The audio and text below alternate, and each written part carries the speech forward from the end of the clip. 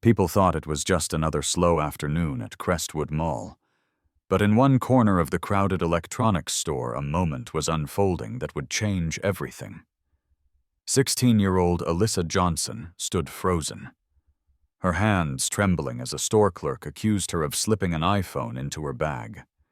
The air buzzed with murmurs from onlookers, some pulling out their phones to record others whispering judgments under their breath.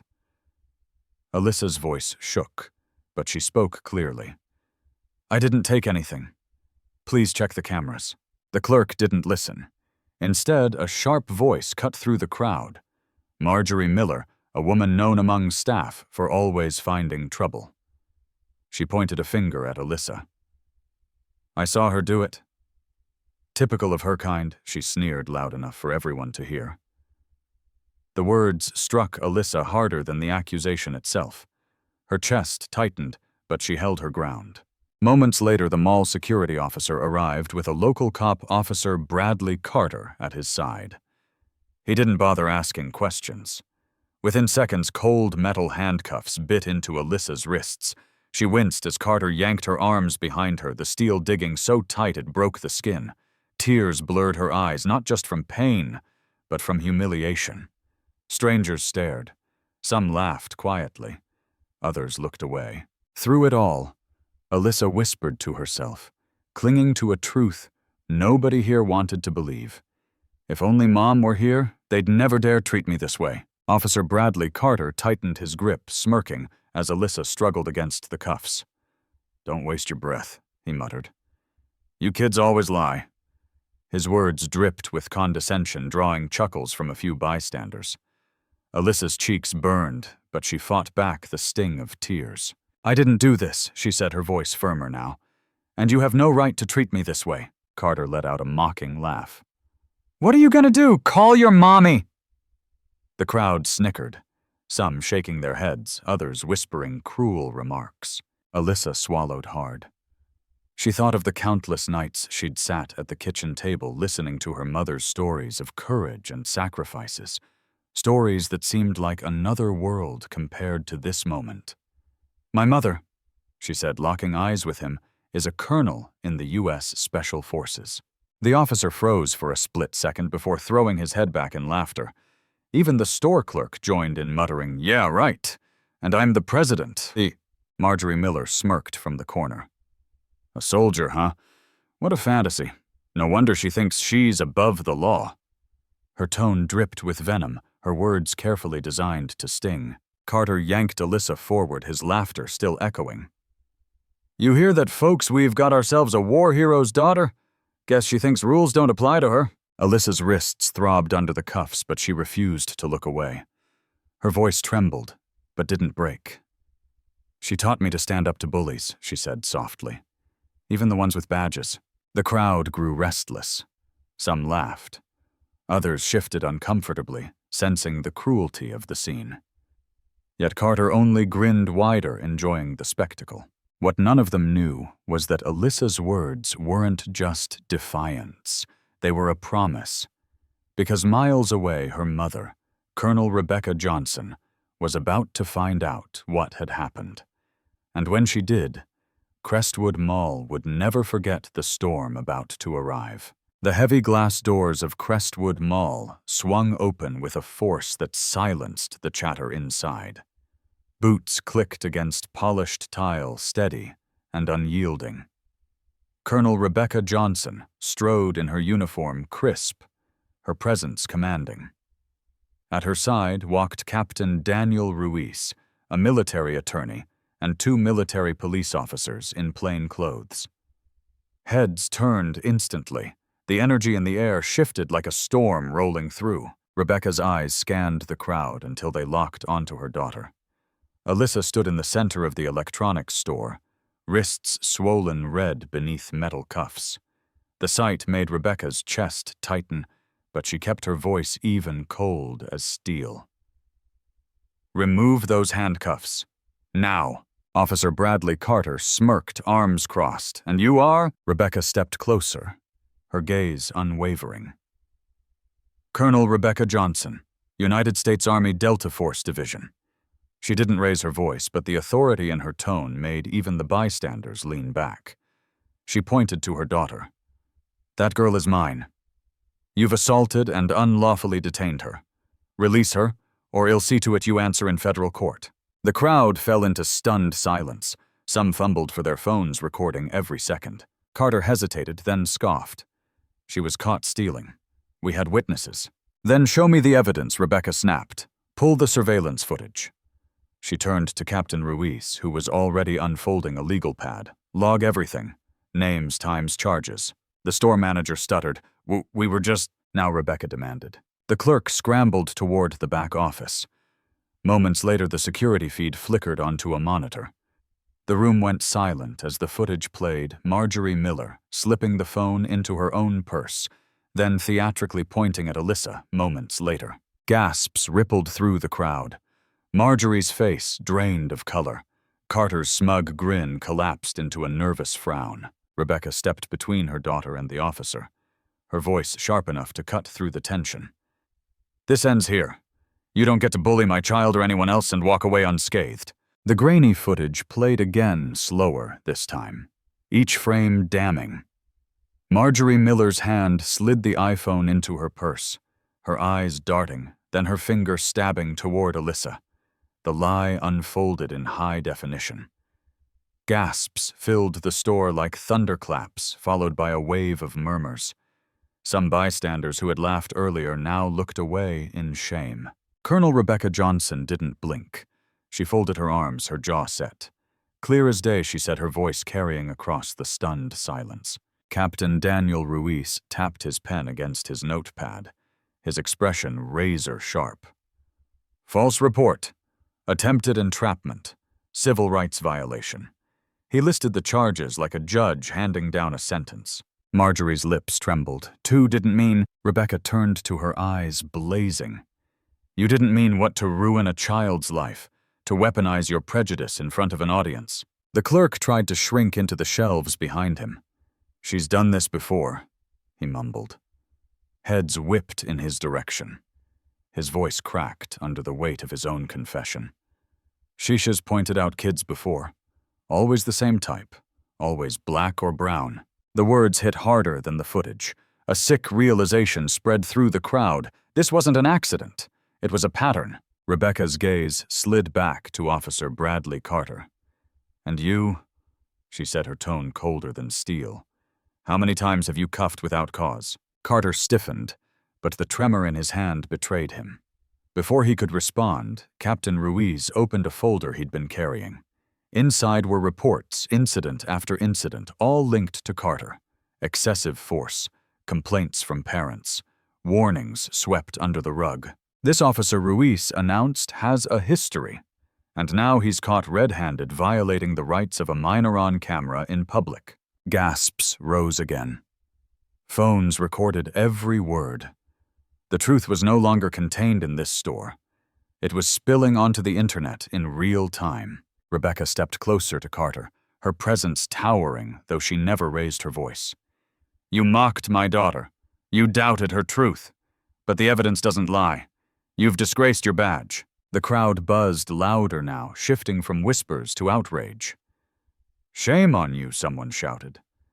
Another voice rose. "Shush, just a kid." Carter's smugness crumbled. He looked around for backup but found none. Even the mall security guard beside him stepped back, unwilling to be tied to the mess. Rebecca gently touched Alyssa's shoulder, her voice softening. "You see, sweetheart, truth has a way of fighting back." Alyssa's eyes welled, but this time with relief, not humiliation. But Rebecca wasn't finished. She looked back at the officer, then at Marjorie. "This isn't over. Not by a long shot. This isn't just about my daughter. It's about every child you've treated like they didn't belong." And with those words, the mall shifted from a scene of accusation to the beginning of a reckoning. By the time Colonel Rebecca Johnson escorted her daughter out of the electronics store, the videos had already gone viral. Within an hour, hashtags like #Justice for Alyssa and #End the Abuse trended across Twitter and TikTok. Clips of Officer Bradley Carter mocking Alyssa followed by the surveillance footage revealing Marjorie Miller's lie played on millions of screens. The internet did not forgive what it saw. News anchors replayed the footage with heavy voices, analysts questioning how many times similar abuses had been ignored. Civil rights leaders demanded answers. By evening, a crowd had gathered outside Crestwood Mall. Students holding handmade posters, parents bringing their children, veterans standing shoulder to shoulder with clergy. A chant rose into the humid Georgia air. No more lies. No more hate. Inside her modest kitchen, Rebecca sat with Alyssa at the table, her hand gently wrapped around her daughter's. Alyssa stared at the glowing phone screen, overwhelmed by the tidal wave of support. Comments poured in from strangers. Stay strong. Alyssa, you're not alone. This happened to me too, but I never had proof. Each message felt like a brick in a rising wall of solidarity. Meanwhile, pressure mounted on the police department. Reporters demanded statements, and the city's police chief announced an emergency press conference. Flanked by microphones and flashing cameras, he confirmed Officer Carter had been suspended pending investigation. "We take these allegations seriously," he said, though the sweat on his brow betrayed the storm brewing within his ranks. At the mall, the electronics chain's corporate headquarters scrambled to contain the damage. Their PR statement promised a full review of employee conduct, but the public wasn't satisfied. Parents who had once shopped there now organized boycotts. Churches and civic groups joined in calling for reform, not only at the mall, but across the retail industry. Better training, fair policies, accountability, and Marjorie Miller. Her face was plastered across social media, labeled a liar and a bigot. Old neighbors came forward with stories revealing a long pattern of hostility that was no longer tolerated in silence. For Alyssa, the whirlwind was both terrifying and empowering. She had been humiliated in front of strangers, yet now those strangers had become her defenders. Sitting beside her mother, she whispered, "I thought I was alone." Rebecca squeezed her hand. "You never were, sweetheart. Sometimes it just takes the truth to wake people up."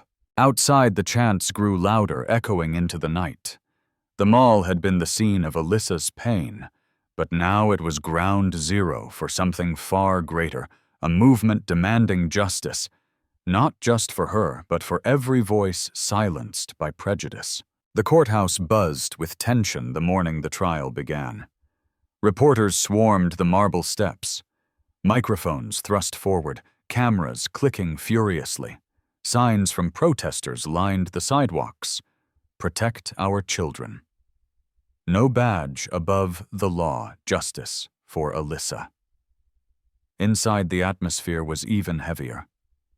Alyssa sat beside her mother at the plaintiff's table, her small hands folded tightly while Colonel Rebecca Johnson kept a steady hand on her shoulder. Officer Bradley Carter entered in uniform, his jaw-tight eyes flicking toward the gallery filled with citizens who had come to see him answer for his actions. His arrogance had faded. The swagger was gone. Across the aisle, Marjorie Miller slumped in her seat, her once proud chin now tucked to her chest. The prosecution wasted no time. They played the surveillance footage frame by frame before the jury. Gasps erupted when Marjorie's deceit was revealed again, followed by the clip of Carter laughing as Alyssa cried in pain. The attorney's voice rang clear. "This is not policing. This is abuse of power." Witness after witness testified, shoppers who had seen Marjorie target other minority teens, parents who had filed complaints against Carter for excessive force. Even fellow officers admitted under oath that Carter's reputation for bias was an open secret within the department. When the defense tried to argue Carter had been acting on instinct, Rebecca rose to the stand. In her crisp uniform, she looked each juror in the eye and said instinct should protect the innocent, not punish them. A badge is not a license to humiliate a child. My daughter deserved safety, not shackles. The courtroom held its breath. The verdict came swiftly. Officer Carter was found guilty of violating civil rights under color of law. He was stripped of his badge, sentenced to probation, and barred from ever working in law enforcement again. Marjorie was convicted of filing a false police report and sentenced to community service, her reputation shattered. But the ripples reached further. Crestwood Mall and the Electromax store were sued for negligence, eventually settling with a public apology and a commitment to new anti-discrimination policies. Most importantly, they established a scholarship fund in Alyssa's name supporting young students of color who aspired to leadership. As the gavel struck, Alyssa leaned against her mother, tears spilling silently. Not from shame this time, but from relief. The battle had scarred her, but it had also carved a new path for justice. And the courtroom, once a place of intimidation, had become the stage where her dignity was restored. A year later, the echoes of that courtroom still lingered, but the story of Alyssa Johnson had transformed into something far larger than one girl's pain. She walked across the stage at her high school not just as a student, but as a symbol. The scholarship fund in her name had already helped 3 young people begin their college journeys. Police departments across the state had revised their training, citing her case as a turning point.